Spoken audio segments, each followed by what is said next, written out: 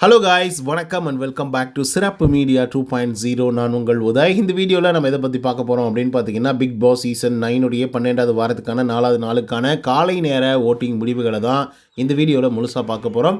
So இந்த வீடியோக்கு போகிறதுக்கு முன்னாடி நம்மளோட சேனலை சப்ஸ்கிரைப் பண்ணாதான் சப்ஸ்கிரைப் பண்ணி வச்சுக்கோங்க. பக்கத்தில் ஒரு பெல்லைக்கான இருக்கும், அதையும் ப்ரெஸ் பண்ணி ஹாலில் போட்டுக்கோங்க. அப்போ தான் நாங்கள் அப்டேட் பண்ணுற ஒவ்வொரு வருஷமும் உங்களுக்கு நோட்டிஃபிகேஷன் வந்து சேரும். அது தாண்டி இந்த வீடியோவுக்கு குறைஞ்சபட்சம் ஒரு 1000 லைக்கான எதிர்பார்க்குறோம். ஸோ நிறைய பேர் வீடியோக்கள் பார்க்குறீங்க, பட் லைக் பண்ண மாட்டேங்கிறீங்க. ஸோ லைக்கை போடுங்க, ஐப்பை போடுங்க. வாங்க இந்த வீடியோக்களை வந்து போகலாம். நம்பர் 1 பொசிஷனில் யார் இருக்காங்க அப்படின்னு பார்த்தீங்கன்னா, இந்த ஒன் அண்ட் ஒன்லி கானா வினோத் அவர்கள் தான் வந்து இருந்துகிட்ருக்காங்க. ஸோ அவங்க வாங்கிய ஓட்டுகளோட எண்ணிக்கை அப்படின்னு சொல்லி பார்க்கும்பொழுது 1,17,589 ஓட்டுகளாகும். அண்ட் பர்சன்டேஜ் ஆஃப் ஓட்டிங்ஸ் அப்படின்னு சொல்லி பார்க்கும்பொழுது 24.92% இருந்துகிட்ருக்காங்க நம்மளுடைய கானா வினோத் அவர்கள். ஸோ இவரை பொறுத்தவரையிலும் அட்டகாசமான ஒரு கேம் பிளேயர், அதில் எந்த விதமான மாற்று கருத்துமே கிடையாது. இப்போ இருக்கக்கூடிய சுச்சுவேஷன்ஸின் பிரகாரம் அவங்க தான் டைட்டில் அடிப்பாங்க அப்படின்னு சொல்லி எழுதப்படாத ஒரு விஷயம் வந்து பார்த்திங்கன்னா இப்போதைக்கு வந்து நடந்துகிட்ருக்கு. ஸோ இதே விஷயத்தை வந்து கீப்பப் பண்ணார் அப்படின்னா நல்லாயிருக்கும். வார்த்தைகளை விட்டு தேவையில்லாத ஆக்டிவிட்டிஸ் பண்ணி மொத்தமாக கொலாப்ஸ் பண்ணிக்காமல் இருந்தால் சரி வினோத்தை பொறுத்தவரையிலும். 2வது பொசிஷனில் யார் இருக்காங்க அப்படின்னு பார்த்தீங்கன்னா, திவ்யா கணேஷ் அவர்கள் தான் வந்து இருந்துகிட்ருக்காங்க. அவங்க வாங்கிய ஓட்டுகளோட எண்ணிக்கை அப்படின்னு சொல்லி பார்க்கும்பொழுது 77,875 ஓட்டுகளாகும். அண்ட் பர்சன்டேஜ் ஆஃப் ஓட்டிங்ஸ் அப்படின்னு சொல்லி பார்க்கும்பொழுது 16.5% வந்து இருந்துகிட்ருக்காங்க திவ்யா கணேஷ் அவர்கள். ஸோ இவங்களை பொறுத்தவரையிலும் அட்டகாசமான ஒரு கேம் பிளே வந்து பண்ணிகிட்ருக்காங்க. அண்ட் ஓட்டிங்ஸை வாங்கி குவிச்சிட்ருக்காங்க அப்படின்னு வந்து சொல்லலாம். பட் வினோத்துக்கும் இவங்களுக்கும் ஏகப்பட்ட வித்தியாசம் வந்து இருக்குது. கிட்டத்தட்ட இது ஒரு 33, அது ஒரு 17 அப்படின்னா கூட 50,000 வாக்குகள் வந்து வித்தியாசம் வந்து இருக்குது. அதுக்கடுத்த 3வது பொசிஷனில் யார் இருக்காங்க அப்படின்னு பார்த்தீங்கன்னா, விஜே பார்வதி அவர்கள் தான் வந்து இருந்துகிட்ருக்காங்க. அவங்க வாங்கிய ஓட்டுகளோட எண்ணிக்கை அப்படின்னு சொல்லி பார்க்கும்பொழுது 54,820 ஓட்டுகளாகும். அண்ட் பர்சன்டேஜ் ஆஃப் ஓட்டிங்ஸ் அப்படின்னு சொல்லி பார்க்கும்பொழுது 11.62% இருந்துகிட்ருக்காங்க நம்மளுடைய விஜே பார்வதி அவர்கள். ஸோ இவங்க வந்து பார்த்திங்க அப்படின்னா அட்டகாசமாக வாக்குகள் வந்து வாங்கி குவிச்சிட்ருக்காங்க. பட் நான் எப்பயுமே சொல்கிறது ஒரே ஒரு விஷயம் தான், வாங்கின நெகட்டிவுக்கும் பண்ண வேலைகளுக்கும் ரொம்ப குறைவான வாக்குகள் வந்து வாங்கிட்டுருக்காங்களோ அப்படிங்கிற மாதிரி வந்து இருக்குது. ஸோ அதுக்கடுத்தா 4வது பொசிஷனில் யார் இருக்காங்க அப்படின்னு பார்த்தீங்கன்னா, அரோரா சிங்க்லர் அவர்கள் வந்து இருக்காங்க. அவங்க வாங்கிய ஓட்டுகளோட எண்ணிக்கை அப்படின்னு சொல்லி பார்க்கும்பொழுது 39,024 ஓட்டுகளாகும். அண்ட் பர்சன்டேஜ் ஆஃப் ஓட்டிங்ஸ் அப்படின்னு சொல்லி பார்க்கும்பொழுது 8.27% இருந்துகிட்ருக்காங்க அரோரா சிங்க்லர் அவர்கள். ஸோ இவங்களை பொறுத்தவரையிலையும் சூப்பர் பிளேயர், நல்ல பிளேயர் அப்படின்லாம் வந்து சொல்ல முடியாது. பட் இருந்தாலும் கரெக்டான இடங்களில் கரெக்டான பாயிண்ட்டை புகுத்தி அழகாக விளையாடக்கூடிய அரோரா அவர்கள் அட்டகாசமாக 4வது பொசிஷனை பிடிச்சிருக்காங்க. 5வது இடத்துல யார் இருக்காங்க அப்படின்னு பார்த்தீங்கன்னா, சாண்ட்ரா அவர்கள் தான் வந்திருக்காங்க. ஸோ அவங்க வாங்கிய ஓட்டுகளோட எண்ணிக்கை அப்படின்னு சொல்லி பார்க்கும்பொழுது 37,557 ஓட்டுகளாகும். அண்ட் பர்சன்டேஜ் ஆஃப் ஓட்டிங்ஸ் அப்படின்னு சொல்லி பார்க்கும்பொழுது 7.96% இருந்துருக்காங்க சாண்ட்ரா அவர்கள்.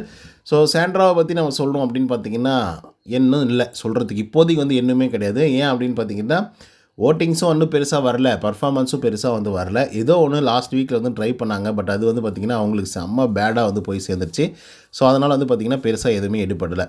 ஸோ அதுக்கடுத்து யார் இருக்காங்க அப்படின்னு பார்த்தீங்கன்னா, சபரிநாதன் வந்து இருந்துகிட்ருக்காரு. அவர் வாங்கிய ஓட்டுகளோட எண்ணிக்கை 32,117 ஓட்டுகளாகும். அண்ட் பர்சன்டேஜ் 6.81% 6வது இடத்தை பிடிச்சிருக்காரு நம்மளுடைய சபரிநாதன் அவர்கள். ஒரு நல்ல ஒரு முன்னேற்றம் வந்து பார்த்திங்க அப்படின்னா இவருடைய கேம் பிளேவில் வந்து தெரியுது அப்படின்னு வந்து சொல்லலாம். பட் இது மட்டுமே போதுமா அப்படின்னு சொல்லி கேட்டிங்கன்னா கண்டிப்பாக போதாது அப்படின்னு தான் வந்து சொல்லியே தீருவேன்.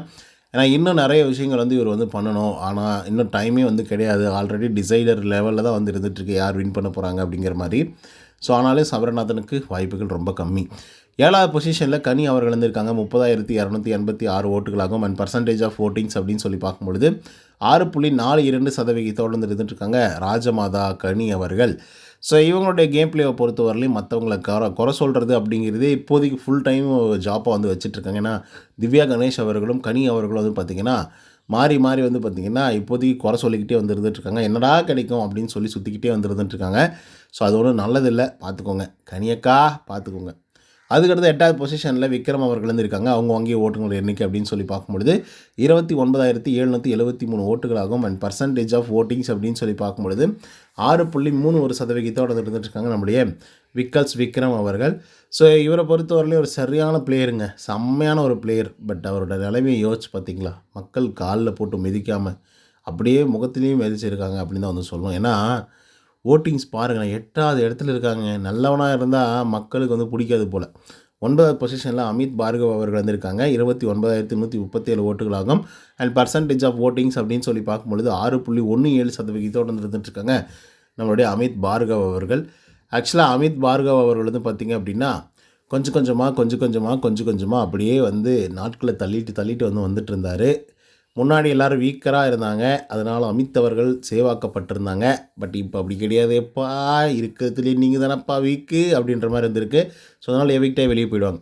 10வது பொசிஷனில் சுபிக்ஷா 23,724 ஓட்டுகளாகும். அண்ட் பர்சன்டேஜ் ஆஃப் ஓட்டிங்ஸ் அப்படின்னு சொல்லி பார்க்கும்பொழுது கிட்டத்தட்ட 5.20% வந்து இருந்துட்டுருக்காங்க. 0.2% வந்து இருந்துட்டுருக்காங்க நம்மளுடைய சுபிக்ஷா அவர்கள்.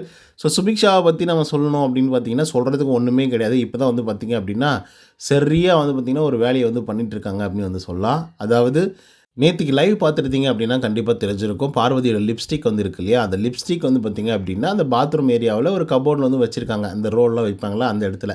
ஸோ அந்த இடத்துல வந்து வைக்கும் பொழுது இது வந்து இடத்த வந்து அடிச்சிட்ருக்கு அப்படின்னு சொல்லி சபரி அவர்கள் வந்து பார்த்திங்க அப்படின்னா எல்லோரும் முன்னாடி போயிட்டு அதை பற்றி பேசிகிட்டு இருப்பார். அண்ட் அதுக்கு ஒரு சொல்யூஷன் வந்து கொண்டு வந்திருப்பாங்கன்னு வச்சுக்கோங்க, அது வேறு விஷயம். But wantedly Subiksha want to interact, ஓகேங்களா. அவங்களே வந்து பார்த்திங்கன்னா வாண்டடாக போய் அது ஒரு இன்ட்ராக்ஷனை வந்து கிரியேட் பண்ணி அதுக்கப்புறம் அதுக்கு ஒரு சொல்யூஷனை சொல்கிறேன் அப்படின்னு சொல்லி அதுக்கு ஒரு எதிர்ப்பு தெரிவித்து ஸோ அந்த மாதிரி வந்து பார்த்திங்க அப்படின்னா சுபிக்ஷா பண்ணாங்க. ஸோ அது பார்க்கும்போதே வந்து தெரிஞ்சு போச்சு, அப்பண்டமா ஏம்மா போதும் விடுமா, ரொம்ப பண்ணாத, சும்மா கேள்வி கேட்காத, கண்டென்ட்டுக்காக ஏதோ ஒன்று பண்ணணும்னு நினைக்காத அப்படிங்கிற மாதிரி வந்து இருந்தது. ஏன்னா அவங்க அப்படி பண்ணக்கூடிய ஒரு ஆள் தான். ஏன்னா பார்வதிக்கிட்டெல்லாம் இவங்க போய் ஆரம்ப காலகட்டத்தில் எப்படி திரும்ப பேசியிருக்காங்க, அப்படியே பின்னாடி கை கட்டிக்கிட்டு மேலே அப்படியே கழுத்தை தூக்கிட்டுனா சொல் என்ன அப்படின்னு சொல்லி கேட்டவங்க தான் இவங்க. ஸோ அப்படிப்பட்ட ஒரு ஆள். பட் என்னவாக இருந்தாலும் இதுக்கப்புறம் அவங்க பண்ணி ஒரு பிரோஜனம் நடக்க போகிறதில்ல, கரெக்டு தானே. அந்த இன்சிடெண்ட்டில் வந்து போனாங்களா, அதுக்கப்புறம் இந்த கனியும் அப்புறம் திவ்யா கணேஷ் இவங்க 2 பேரும் வந்து பார்த்திங்க அப்படின்னா அமித் மேலேயும் சாண்ட்ரா மேலேயும் ஒரு குறை சொல்லிட்டு வந்து இருந்துகிட்ருக்காங்க. இவங்க ஒழுங்காக வாஷ் பண்ணுறதே கிடையாது, க்ளீன் பண்ணுறது கிடையாது, குக் பண்ணிவிட்டா அப்படியே எல்லாத்தையும் விட்டுட்டு போட்டுட்டு போயிடுறாங்க.